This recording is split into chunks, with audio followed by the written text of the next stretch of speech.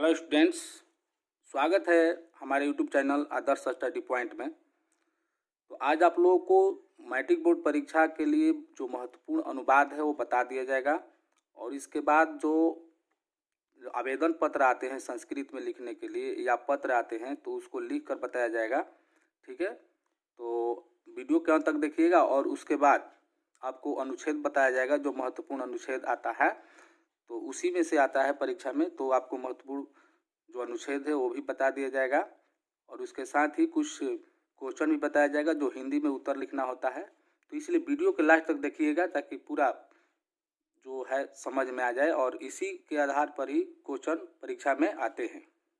तो चलिए बात को ध्यान से सुनिएगा और देखिए पहला क्वेश्चन यहाँ पर कह रहा है कि राजा ब्राह्मण को गाय देता है। ये अनुवाद है जो संस्कृत में अनुवाद करना है। ठीक है, सबको राजा ब्राह्मण को गाय देता है तो किस प्रकार बनेगा। अगर मान लीजिए कि यहाँ पर पहले कोई अनुवाद में रहता है कि राजा दशरथ के 4 पुत्र थे, तो अगर दशरथ के पहले राजा है तो जो दशरथ है वो राजा है, लेकिन यहाँ पर जो ब्राह्मण है वो राजा नहीं है, राजा अलग है और ब्राह्मण अलग है। तो इसलिए को का जो चिन्ह लगेगा राजा के साथ नहीं लगेगा, राजा अलग है। तो इसलिए राजा को हम लिख सकते हैं निरीपा होगा। ठीक है, ब्राह्मण को यानी कि दे देगा तो फिर लेगा नहीं। ठीक है, तो ये चतुर्थी संप्रदान कारक लग जाएगा, तो यहाँ पर हो जाएगा ब्राह्मणाएं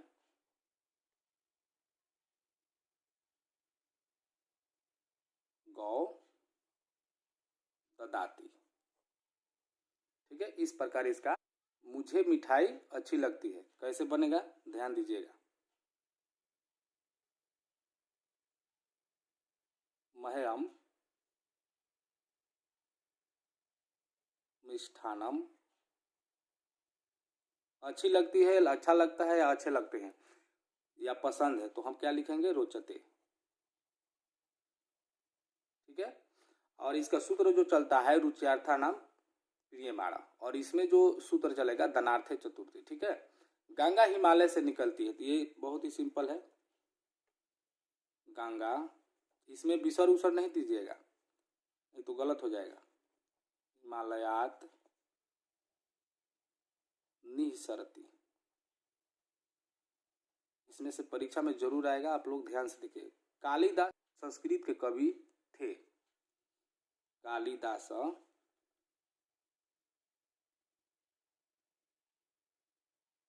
संस्कृतस्य, अगर मान लीजिए संस्कृत भाषा लिखेंगे तो संस्कृत भाषाया लिखना पड़ेगा। ठीक है, संस्कृत भाषाया, अगर ऐसे लिखेंगे तो संस्कृत भाषाया लिखना पड़ेगा। संस्कृतस्य लिखेंगे संस्कृत के। ठीक है, कवि आसित। ठीक है, आगे है कि कवियों में कालिदास श्रेष्ठ थे। ठीक है, देखिए कैसे बनेगा। सप्तमी बहुवचन है, ये बनेगा कविसु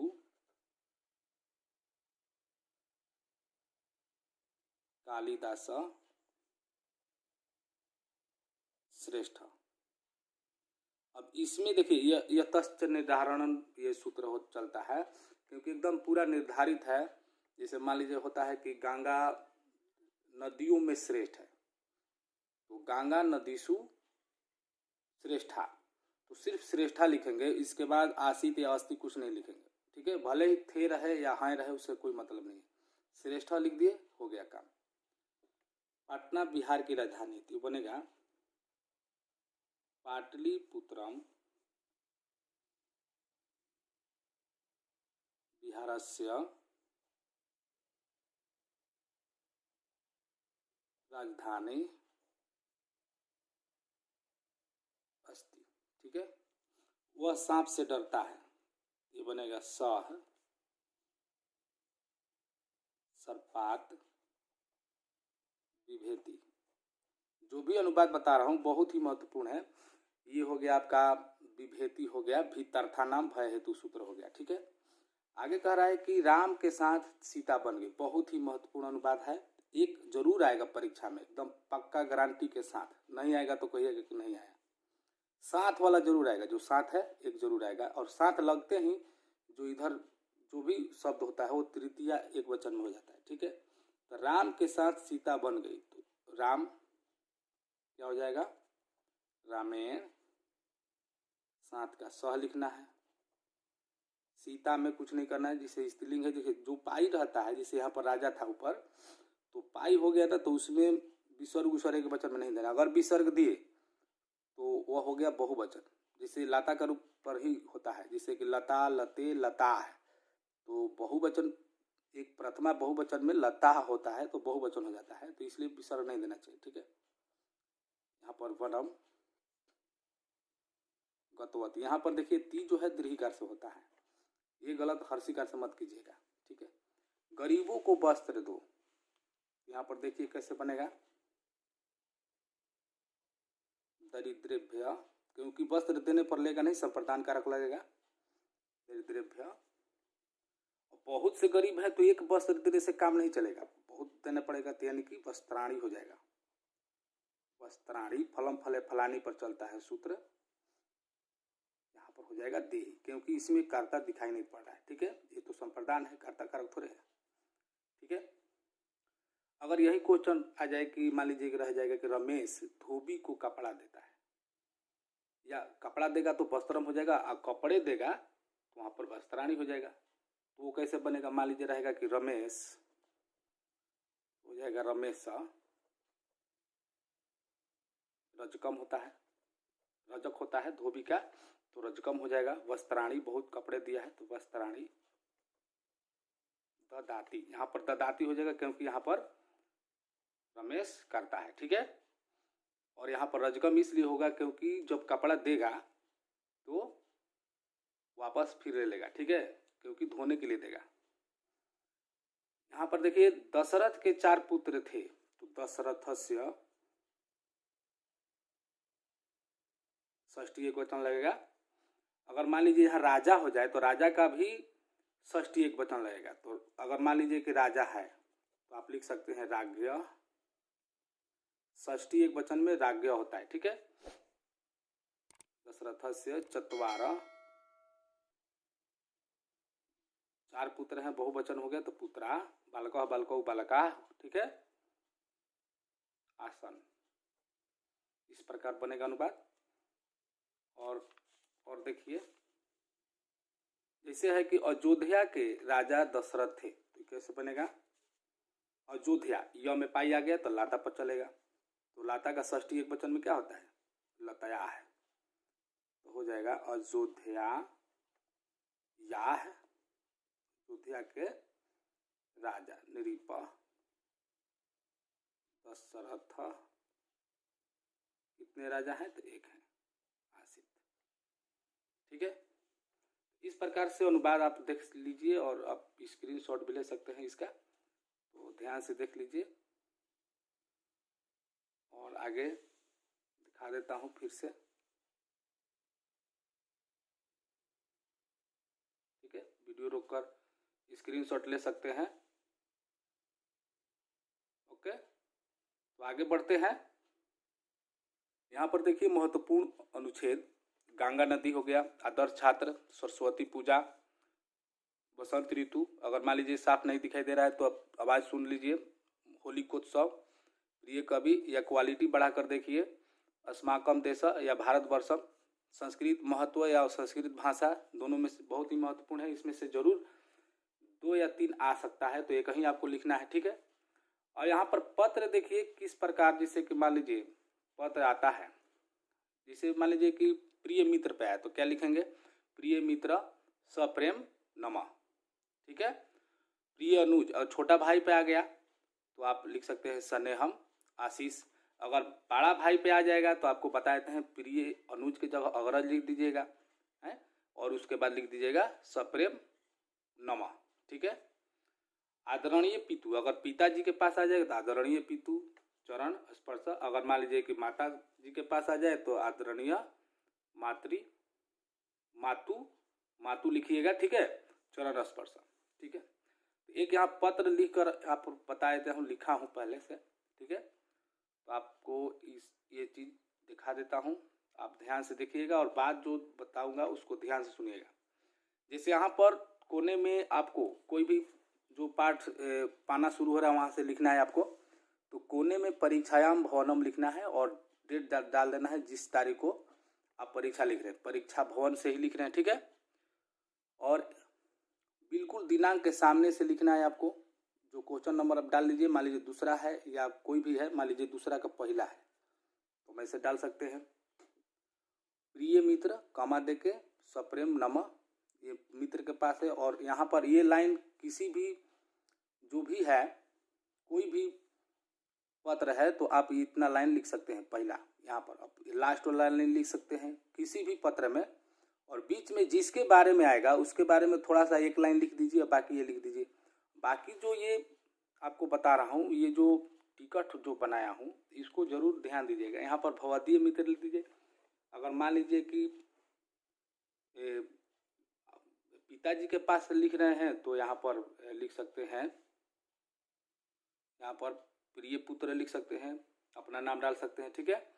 और यहाँ पर ये जो है टिकट यहाँ पर लिख दीजिएगा। और जहाँ पर भेजना है सेवायाम लिखना है, सेवा में मतलब होता है इसका XYZ, कोई भी पाटलिपुत्रम पटना भेजना है, ठीक है। और यहाँ पर अपना नाम लिखना है दोबारा करके, ठीक है। तो आगे बढ़ते हैं। तो आपको ऑब्जेक्टिव भी बताया जाएगा तो वीडियो को मिस मत कीजिएगा। तो देखिए आगे, यहाँ पर देखिए पिता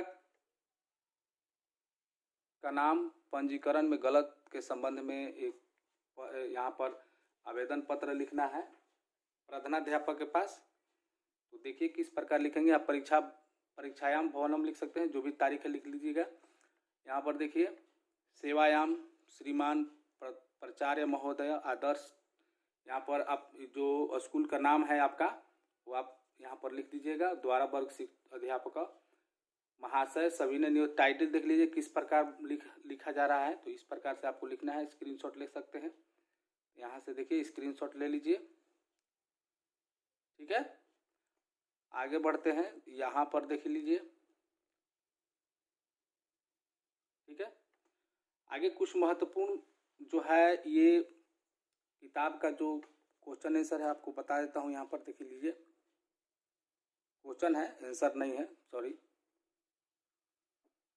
देखिए वेदांगों की संख्या और नाम लिखे, बोल देते हैं।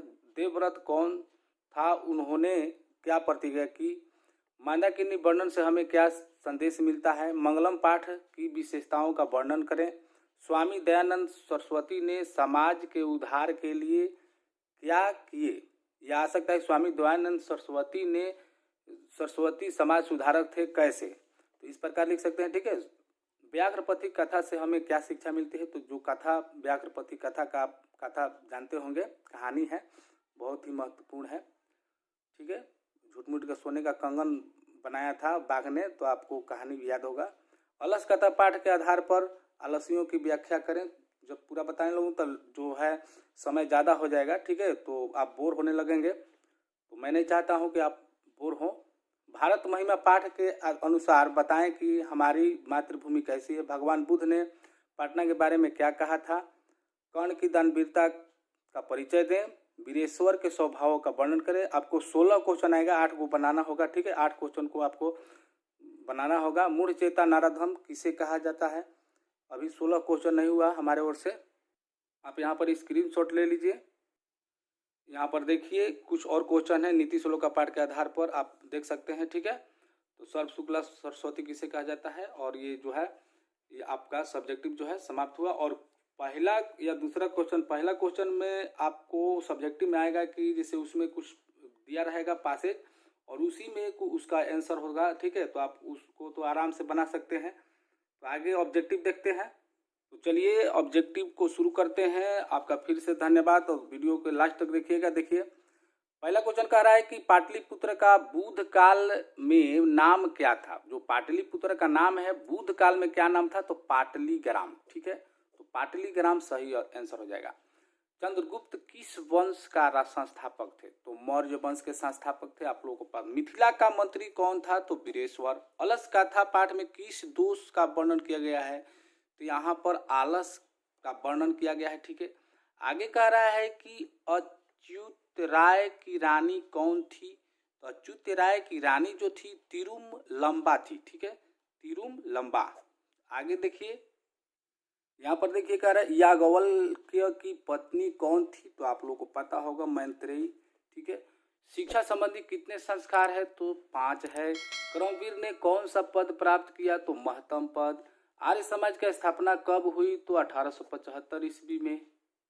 यहाँ पर कह रहा है कि दानशील कौन था? तो दानशील ऐसे बाघ था, ऐसे वो दान किया थोड़े था, लेकिन वो तो लोभ करके लेकिन दानशील की बात इसमें इस पाठ में बाघ के बारे में कहा गया है। देवला का मार्ग किससे प्राप्त होता है? तो सत्य से प्राप्त होगा। किसकी जय नहीं होती है या विजय नहीं होती है? तो असत्य की कभी भी जीत नहीं होती है, जीत यानी जय। भारत महिमा का आधुनिक पद किसने रचा? तो अध्यक्ष ने। आगे देखिए, यहाँ पर देखिए कह रहा है हमारी भारतीय धारा कैसी है? तो वो है विशाल। ठीक है, नरक के कितने द्वार होते हैं? तो 3 होते हैं, आपको पहले से ही पता है। नरक के कितने द्वार हैं? तो फिर वही सवाल आ गया यहाँ पर, 3 होगा। कुल की रक्षा किससे होती है? आचरण से। ठीक है, यहाँ पर देखिए क्वेश्चन कह रहा है कि सबसे उत्तम शांति क्या है? तो वह है क्षमा। ठीक है, कर्ण किस देश का राजा था? तो वह था अंग देश का राजा। भिखनटोला गांव कहाँ है? तो बिहार में है। स्वामी दयानंद सरस्वती का जन्म कब हुआ था? तो वह हुआ था 1824 में। इन्होंने 51 वर्ष की उम्र में आर्य समाज की स्थापना की थी 1875 ईस्वी में। ठीक है, आगे क्वेश्चन देखिए, यहाँ पर देखिए क्वेश्चन क्या कह रहा है कि बचपन में स्वामी दयानंद सरस्वती किस नाम से जाने जाते हैं? तो मूल शंकर के नाम से जाने जाते थे। तो मूल शंकर सही आंसर हो जाएगा। स्वामी दयानंद सरस्वती किस समाज की स्थापना की? तो अभी बता रहे थे हम, आर्य समाज की। हितोपदेश के रचयिता कौन है? तो वह है नारायण पंडित। ठीक है, व्याघ्रपति कथा के बाघ के पास किस धातु का कंगन था? वह तो कुश का कंगन बनाया था, लेकिन सोना के कंगन बताया गया है। ठीक है, वो बता रहा था सोना का कंगन। ठीक है, यहाँ पर देखिए फटाफट, नीति श्लोका पाठ के रचयिता कौन थे? तो महात्मा विदुर। योग दर्शन के रचयिता कौन? पतंजलि। निम्नलिखित में विष्णु का पर्यायवाची क्या होगा? तो होगा अच्युत। ठीक है, देवव्रत का दूसरा नाम क्या था? तो देवव्रत का दूसरा नाम भीष्म था। ठीक है, भीष्म को ही देवव्रत कहा जाता है। और आगे क्वेश्चन देखिए, यहाँ पर कह रहा है कि प्रिय भारत पाठ के आधार पर हमारा सबसे प्रिय क्या है? तो भारत है। ठीक है, हमारा देश भारत सबसे प्रिय है। यहाँ पर क्वेश्चन कह रहा है कि सह साकम सार्धम, तो ये तो तृतीया विभक्ति लगता है, जिसे सहार्थे तृतीया होता है। ठीक है, तो तृतीया विभक्ति हो जाएगा। वृक्षात पत्राणि पतंती, वृक्षात में पंचमी विभक्ति है। भूकत्वा कौन सा पद बनेगा? तो यहाँ पर शब्द बनेगा भूतवा। ठीक है, व्याकरण में वी उपसर्ग होगा। यहाँ पर देखिए वी उपसर्ग जो है यहाँ पर किधर है? डी में है। यहाँ पर देखिए सुरूपा शब्द का विलोम पद क्या है? तो होगा कुरूपा। ठीक है, भय के युग में कौन सी विभक्ति होती है? तो भीतरथा नाम भय हेतु, तो पंचमी विभक्ति हो जाती है। मही शब्द का अर्थ क्या है? मही शब्द का जो अर्थ है वो हो जाता है यहाँ पर पृथ्वी। ठीक है, पृथ्वी हो जाएगा मही शब्द का अर्थ। आगे देखिए, यहाँ पर कह रहा है कि भू प्रभाव किस कारक का सूत्र है? तो कारक है आपादान कारक। ठीक है, राजपुरुष में कौन सा समास है? तो है तत्पुरुष, राजा का पुरुष जैसे हो गया। द्वितीय अध्याय में कौन सा समास है? शुरू में जब अंक होता है तो द्विगु होता है, सॉरी, तो द्विगु समास होगा। लेखिका किस शब्द का स्त्रीलिंग रूप है? तो यह होगा लेखक का। ठीक है, और आगे क्वेश्चन कह रहा है कि सेविता शब्द में कौन धातु है? तो सेव धातु है। ठीक है, यहाँ पर देखिए कह रहा है कि दृश धातु के लोट लकार मध्यम पुरुष एक वचन का रूप क्या होगा? तो दृश प से देखना, यानी प से प चलता है, तो मध्यम पुरुष एक वचन में लोट लकार का तुता मंतु अतम तो प से हो जाएगा, यानी कि सी ऑप्शन सही है। कृष्णेन शब्द में कौन सी विभक्ति है? तो तृतीया विभक्ति है, जिसे बालकेन हो जाता है। ठीक है, निम्नलिखित किस शब्द में षष्ठी विभक्ति है? तो षष्ठी विभक्ति जो है बालकस्य में है। ठीक है, इसमें चतुर्थी है, इसमें पंचमी है और इसमें तृतीया है। आ अ के योग से कौन वर्ण बनेगा, तो आ ही बनता है। ठीक है, अ के से कौन सा वर्ण बनेगा, तो आव बनेगा, क्योंकि जैसे पौ प्लस अक होता है तो पावक होता है, तो पाव यानी आव हो जाएगा, यानी कि बी ऑप्शन सही है, तो बी सही हो जाएगा। एकाएक का संधि विच्छेद होगा एक एक। ठीक है, तो एक प्लस एक एकाएक हो जाता है। आगे इति प्लस आदि इत्यादि हो जाएगा, आपका बी ऑप्शन सही है। ठीक है, आगे 50वां क्वेश्चन देखिए। 50वां क्वेश्चन कह रहा है कि आपादान कारक में कौन सी विभक्ति होती है, तो आपादान कारक में पंचमी विभक्ति, बहुत ही सिंपल। लंबम उदरम यस्य यशौ, लंबम उदरम यस्य यशौ, यहाँ पर देखिए 51 क्वेश्चन नंबर है, तो इसमें आपको पता है लंबोदरा हो जाएगा। ठीक है, षष्ठी शेषे सूत्र का उदाहरण है, षष्ठी शेषे सूत्र का जो उदाहरण है वह हो जाएगा अर्जुनस्य गौ चरती, अर्जुन की गाय चरती है। ठीक है, कर्ता कारक में कौन विभक्ति होती है, तो बहुत ही आसान है, कर्ता कारक में प्रथमा विभक्ति होती है, तो ऐसे तो बहुत ही आसान है। ठीक है, रामेण वाणेन हतो वाली वाक्य रेखांकित पद में कौन सी तृतीया विभक्ति विधायक सूत्र है, तो यहाँ पर जो विधायक सूत्र है वह हो जाएगा आपका कर्तृकरण जोगे तृतीया। ठीक है, यहाँ पर कर्तृकरण जोगे तृतीया हो जाएगा प्रमोद विभेति चौरम चौरेण चौरात चौरस्य, या इसमें विभेति में भीतर्था नाम भय हेतु में पंचमी विभक्ति लगती है, तो यहाँ पर हो जाएगा चौरात, यानी चोर से डरता है। ठीक है, आगे क्वेश्चन देखिए। यहाँ पर देखिए क्वेश्चन कर रहा है कि दृश्य धातु के लोट लकार प्रथम पुरुष एक वचन, तो लोट लकार ही कर रहा है तू ताम अंतु अतम त। ठीक है, तो इसमें जो है पश्चातु जो होगा वही हो जाएगा तू ताम अंतु। ठीक है, क्योंकि कह रहा है प्रथम पुरुष एक वचन, तो पश्चातु ही होगा। पश्यामी किस लकार का रूप है, तो होगा वो लकार हो जाएगा आपका लट लकार। ठीक है, तो लट लकार सही हो जाएगा, तीता अंति वाला हो जाएगा। प्रत्याहार में कौन सा उपसर्ग है, तो प्रत्याहार में प्रति उपसर्ग है, प्रति प्लस आहार हो जाएगा, तो प्रति उपसर्ग हो जाएगा सही। नी उपसर्ग से कौन, वो आपका कौन सा शब्द बनेगा, यहाँ पर जो शब्द बनेगा वो बन जाएगा, ये तीनों बन जाएगा। देखिए निवेदन हो जाएगा, निवास हो जाएगा, नियम हो जाएगा, लेकिन निष्काम नहीं होगा, क्योंकि इसमें जो निष्काम में प्रत्यय होगा उपसर्ग होगा वो होगा नी है, नी प्लस काम निष्काम होता है, तो ये सही आंसर हो जाएगा। क्योंकि यहाँ पर कह रहा है कौन सा शब्द नहीं बनेगा, नहीं कह रहा है, ध्यान देना है। ठीक है, तरुणी में कौन सा स्त्री प्रत्यय है, तो तरुणी में डीप डीस डीन टी तो होगा नहीं। ठीक है, और यहाँ पर डीन भी नहीं होगा, यहाँ पर जो होगा डीस या डीप हो सकता है, तो इसमें जो है तरुणी नी है, यानी कि इसमें डीप होगा। ठीक है, तो मैं उम्मीद करता हूँ कि आप लोगों को वीडियो पसंद आया होगा, तो लाइक जरूर कीजिएगा, उस चैनल को सब्सक्राइब नहीं किए होंगे तो कर लीजिएगा। अब अगले वीडियो में मिलेंगे, तब तक के लिए जय हिंद जय भारत।